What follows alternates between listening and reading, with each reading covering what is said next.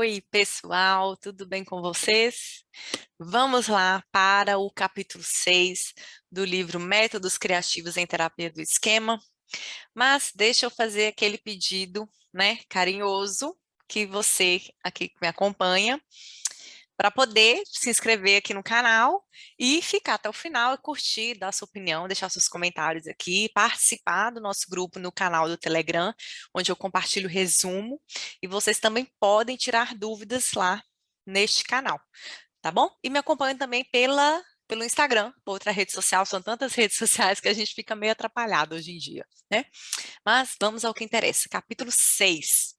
Vamos estudar aqui sobre a reescrita das imagens para memórias infantis. A gente está na parte 2, o livro ele é dividido em algumas partes, e essa parte vai falar sobre as imagens mentais. O capítulo 6, especificamente, sobre a reescrita de imagens para memórias infantis, pelos autores, o Chris Hayes e o Renko, que são autores bem conhecidos na terapia do esquema, e eu, inclusive, já tive o prazer de conhecer o Renko pessoalmente, já tirei uma foto com ele no congresso da Weiner, da terapia do esquema, lá em Gramado, em 2019. Então, vamos lá. Bom, a imagem mental é um exercício que tem sido utilizado na psicoterapia ao longo do tempo de diversas formas e tem crescido, inclusive, o número de evidências de que essa intervenção psicológica ela realmente funciona, ela é eficaz. A intervenção primária na terapia do esquema, ela foca na mudança do significado das memórias autobiográficas que contribuíram para o desenvolvimento de esquemas e modos. Então, neste exercício, é solicitado aos pacientes que ativem memórias e imagens de eventos da infância que estão relacionados aos esquemas e os modos, com um final que seria mais favorável, né? E que esteja aí em sintonia com o atendimento das necessidades da criança.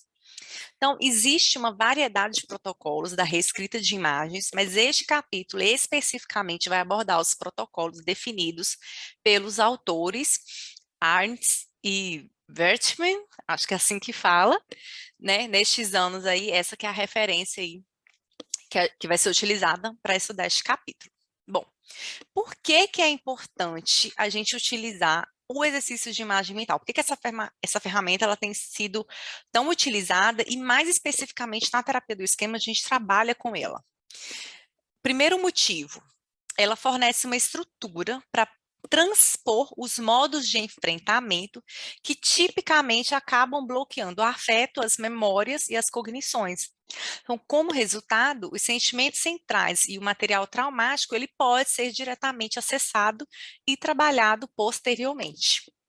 O segundo ponto é que, através desse exercício, os pacientes são capazes de fazer uma conexão mais clara e ter uma melhor compreensão das origens dos esquemas desadaptativos, dos modos e dos problemas atuais.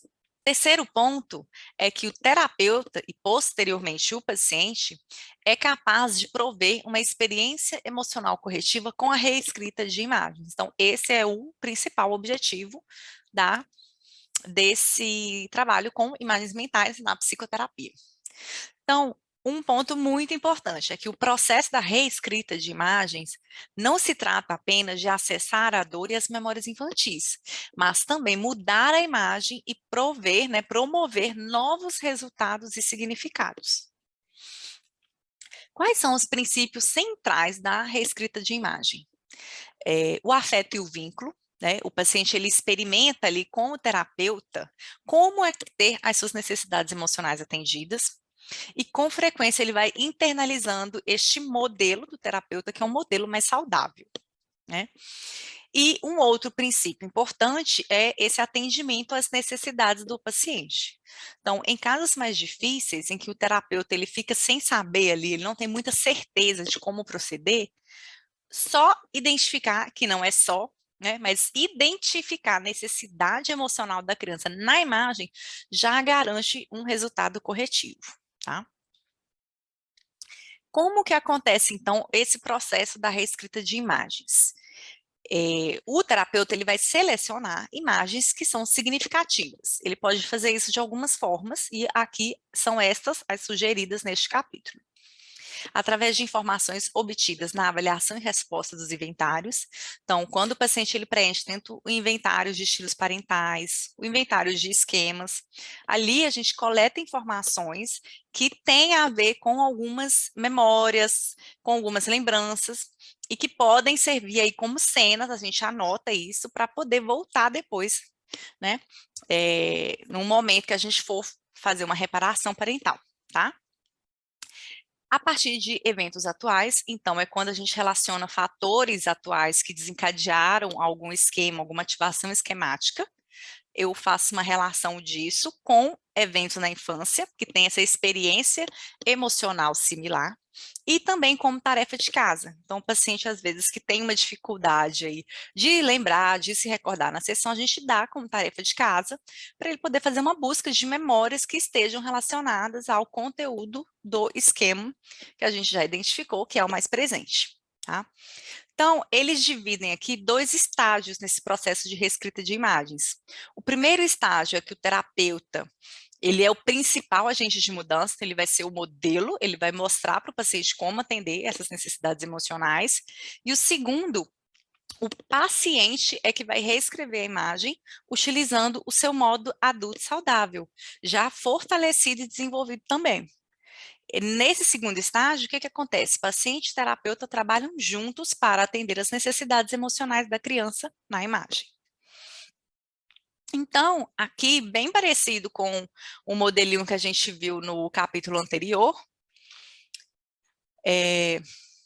né, esse modelo para a gente poder entender aí os pontos de partida, né, como que eu posso entrar na imagem, e ao entrar na imagem, o que eu posso fazer?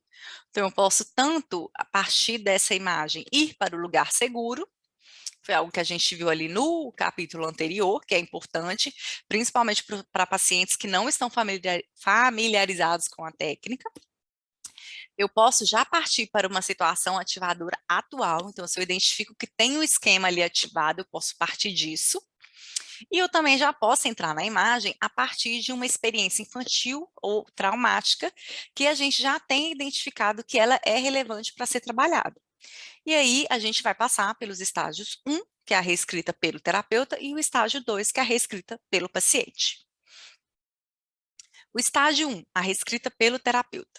É importante que o terapeuta ele tenha muito cuidado para não entrar em uma cena que acabe sobrecarregando o paciente emocionalmente, né, para que isso não acabe o retraumatizando. O terapeuta, ele traz algumas sugestões do que ele pode abordar enquanto ele trabalha com essa reescrita de imagens aqui, né? E é uma sugestão que os autores dão justamente para eu evitar de sobrecarregar o paciente, mas eu também não ativá-lo emocionalmente. Então, o que eles sugerem, né? Se você utiliza essa pergunta aí, ó, para a pessoa, né, para o paciente, se esta fosse uma cena real, envolvendo uma criança sob os meus cuidados, quando eu poderia intervir? Então, quando ele traz uma cena que pode ser uma cena muito forte, a gente traz essa pergunta. Por quê? Porque na hora que o trauma já tiver acontecido, provavelmente não vai ser a hora que ele vai querer uma intervenção, nem quando ele estiver tranquilo ali emocionalmente. Então, é uma pista, uma pergunta que os autores sugerem aqui, que ajuda a fazer a intervenção nesse meio termo da ativação emocional, tá? Então, uma vez na imagem, o terapeuta ele faz o que for necessário para validar as necessidades emocionais básicas da criança.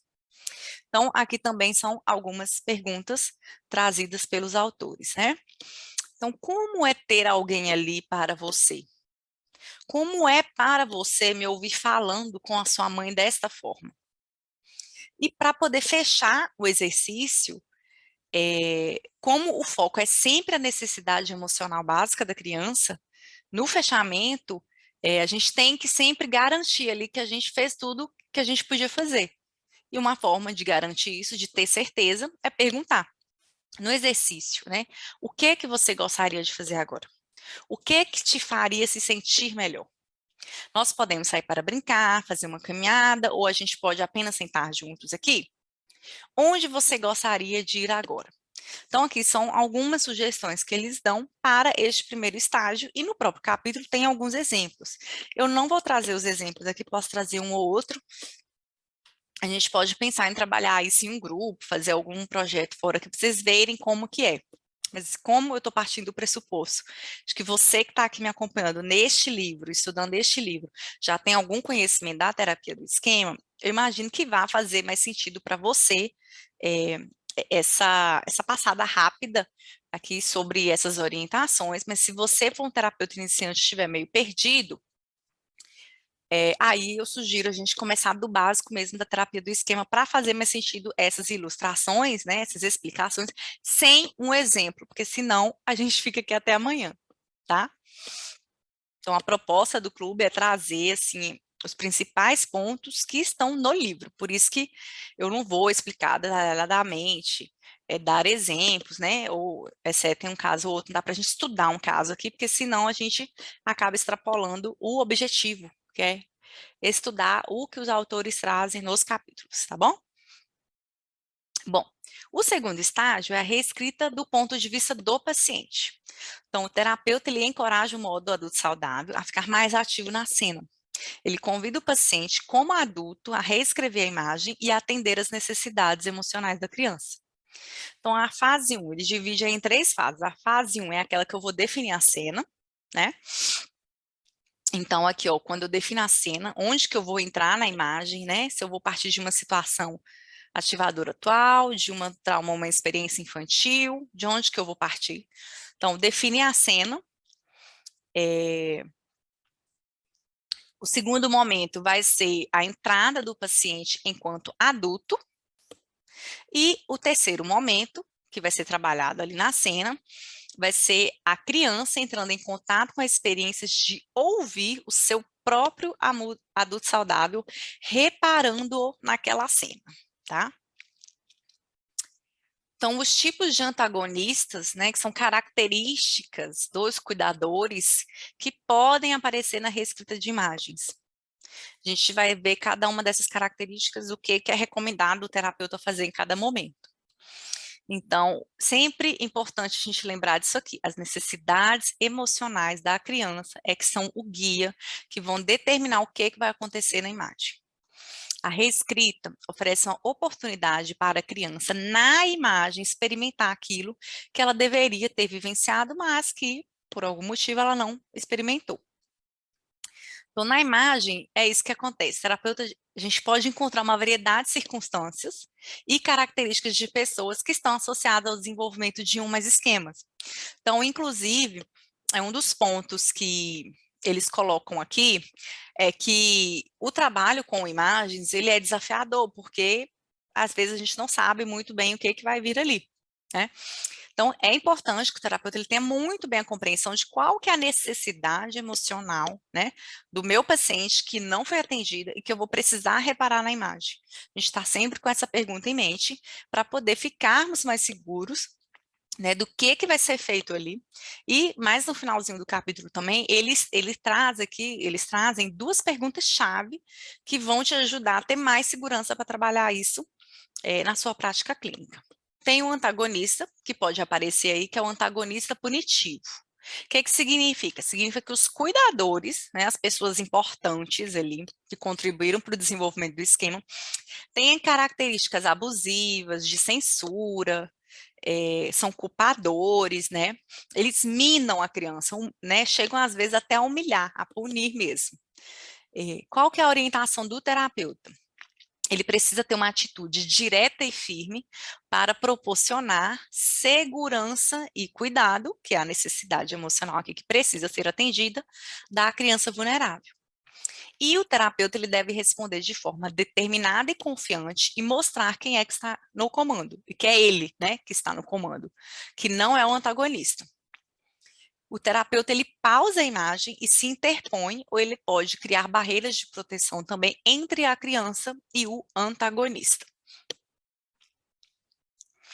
O antagonista demandante. Qual que é a característica que pode aparecer aí e que você vai ficar atento e vai saber que é demandante? É quando o cuidador ele pressiona a criança ali para poder performar e alcançar resultados que são além daqueles realistas ou que são alcançáveis dentro dos recursos, da capacidade do paciente naquele momento de vida. Então, A criança, ela sente que não tem tempo para relaxar, que ela tem que trabalhar, que ela tem que fazer sempre, tem que estar sempre fazendo algo o tempo todo e ter sucesso no que ela fizer. Então, essa que é a característica. E qual que é o trabalho do terapeuta? Ele vai discutir, aqui é uma discussão, né, que não é uma discussão, uma briga, mas é uma discussão, uma conversa, né, para orientar e persuadir um antagonista com argumentos do porquê do relaxamento, qual que é a importância de relaxar, né, da espontaneidade e da diversão, né, por que que essas são necessidades emocionais básicas e que a criança ela precisa ter atendido. Uma outra característica que pode aparecer é o antagonista indutor de culpa. Ele demonstra desapontamento, tristeza, afastamento ou outras formas de comunicação indireta que fazem com que a criança, né, ou o paciente, a emoção aí que vai aparecer é a culpa, se sinta culpado. Então, com frequência, esse modo, né, esse comportamento, ele é utilizado como uma forma de desencorajar a autoexpressão, a autonomia, a diversão e a espontaneidade. Mas também pode aparecer como uma forma indireta de castigar a criança. Então, esse antagonista indutor de culpa, às vezes, os pacientes nem conseguem perceber com tanta clareza, porque é um funcionamento, né, ali no ambiente que é muito sutil. Então, a gente explora isso, tem certeza, garante ali, né, com base na nossa experiência, que é isso mesmo, que foi aquela experiência que induziu a culpa, para poder trabalhar isso, tá? E isso ficar mais claro ali no trabalho com a imagem, né? Então, o que acontece é que, em alguns casos, o cuidador ele pode ter tido problemas de saúde ou ele vivia isolado socialmente, e isso fez com que a própria criança se sentisse culpada por conta disso, né? E aí a gente utiliza esse momento também para poder explicar para o paciente a diferença entre o que que é uma lealdade saudável, que muitas vezes o paciente ele vai defender, né? O pai, não, mas ela estava muito estressada, ela trabalhava muito, ela ficava fora de casa, né? Para defender por não ter tido a sua necessidade emocional validada, mas a diferença entre isso, olha, entendo, né, você querer defender o seu pai, porque ele estava trabalhando muito, ele estava fazendo o que ele tinha que fazer, que era o que ele dava conta, ou porque ela estava doente, porque ela realmente não conseguia, mas separar isso de um senso de responsabilidade, né? É que assim, ainda que ele estivesse sobrecarregado por trabalho, que ele estivesse passando por um momento difícil ou com algum problema de saúde, é, ele tem essa responsabilidade de suprir emocionalmente o seu filho, né? Então, no exercício aqui ocorre um diálogo, então o terapeuta ele vai conversar tanto com o antagonista, que é para dar esse suporte também para ele, né? Vamos supor que o pai ou a mãe, eles acabaram, né, tendo essa comunicação indireta induzindo a culpa, né, sem perceber mesmo, porque estava com algum problema de saúde, então o terapeuta intervém justamente para falar, olha, eu entendo que você está tendo esse problema, mas fulano de tal, ele precisa de um cuidado, ele precisa de uma atenção. Que tal se a gente pensar em alguém para poder te ajudar, né, eu posso te encaminhar para um terapeuta mais experiente. Então, assim, a gente ampara isso também, essa dificuldade dos pais, porque aqui às vezes eles induzem essa culpa de forma indireta mesmo, e, e justamente para trabalhar aí essa questão da lealdade que o paciente muitas vezes tem com o cuidador, né? E aí ele vai conversar, então, o terapeuta, tanto com esse antagonista e também com a criança, né? Como que é para você ouvir isso, né? Me ouvir conversando com esse pai, né? Que eu entendo que ele tenha tido os problemas dele, que ele deveria ter buscado ajuda para isso, mas é que você precisava ter tido essa liberdade de poder expressar o que você sentia, de você ter tido a sua autonomia e você não teve, tá? Um outro tipo de situação que pode acontecer é dos cuidadores serem ausentes ou negligentes. Então, alguns pacientes, infelizmente, acabam crescendo em ambientes que têm uma negligência emocional e eles ficam sozinhos, são abandonados, né? E muitas vezes os cuidadores, eles estão tanto fisicamente ausentes quanto emocionalmente ausentes também. Então, isso favorece, né, da criança crescer com essa mensagem de que as suas necessidades não importam e você não é importante nem amado. Então, quando a gente não tem um cuidador ali, nem fisicamente, nem emocionalmente, pode ser que eu cresça internalizando essa mensagem. E aí aqui a simples, né, presença do terapeuta, né, o seu envolvimento, o desejo de estar ali na presença do paciente, já fornece um antídoto poderoso para a solidão da criança e para o sentimento de que ela não é importante, né? E no diálogo com os cuidadores na imagem, o terapeuta ele aprecia, né, de maneira explícita a criança, destaca as suas necessidades emocionais e aponta a responsabilidade dos cuidadores. Com relação às emoções no trabalho de imagens, que inclusive esse é um dos objetivos, né? É que a gente consiga acessar o paciente emocionalmente, que ele consiga entrar em contato ali com a emoção, né, do esquema, da ativação esquemática, mas a gente tem que tomar um cuidado com isso para não sobrecarregar, né? Nem ocorrer uma inundação emocional ali que o paciente não consiga processar, né? Aquela experiência, nem corrigir, criar um novo significado. Então, a gente tem que lembrar da janela de tolerância, que foi trabalhado no capítulo 3. Então, voltem aí nessa aula da perspectiva somática, né, do corpo na terapia do esquema. Lá eu explico melhor sobre esse conceito da janela de tolerância, que o terapeuta ele precisa ter um conhecimento né, do que é, de como funciona isso, para poder trabalhar e dar conta da emoção que vem ali, né, que pode surgir, que às vezes ela vem muito intensa num trabalho com imagens, tá? E aí, o que eles discorrem aqui também, né? Que pode acontecer do paciente recordar de alguma coisa, mas narrar isso sem experimentar. Você percebe que ele está contando aquela memória, mas sem emoção. Então, a gente sempre pede para conta na primeira pessoa, né? Deixa eu até ver aqui o exemplo que ele traz, quando ele vai falar disso. Né? Então, ele poderia falar assim, meu pai chegou em casa e começou a gritar porque eu não fui bem na escola. Né? Ele está narrando, contando como se tivesse, né, como se ele estivesse vendo aquela cena de fora. Então, eu peço para ele colocar na primeira pessoa.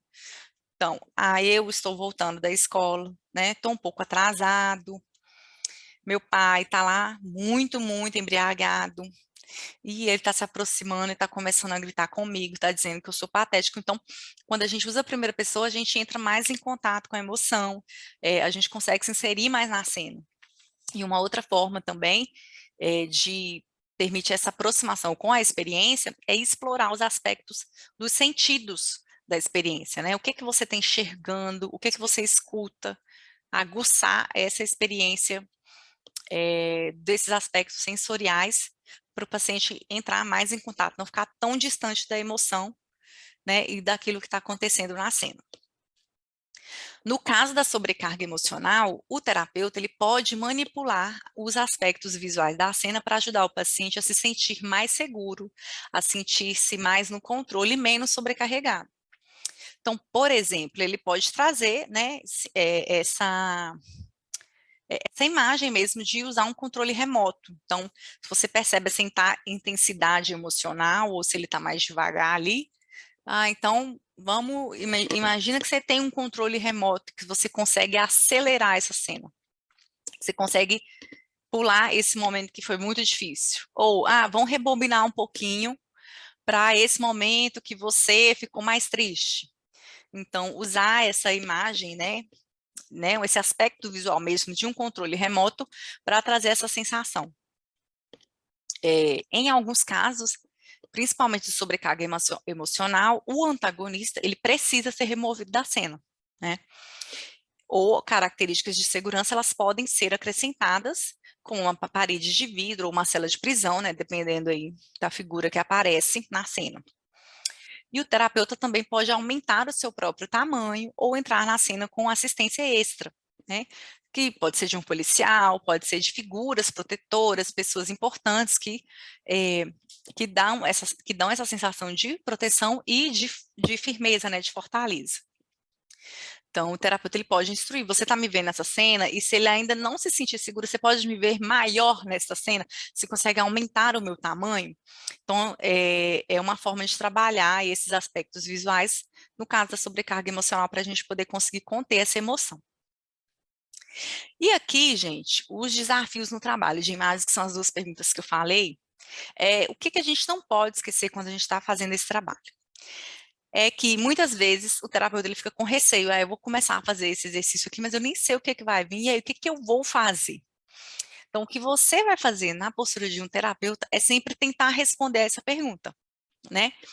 O que que um bom cuidador faria neste momento? Se você for para esse trabalho pensando o que que essa criança precisa aqui, né? Do que essa criança precisa, e como eu posso atender diretamente a essa necessidade, eu vou saber o que fazer, né? Então, o que que um bom cuidador faria?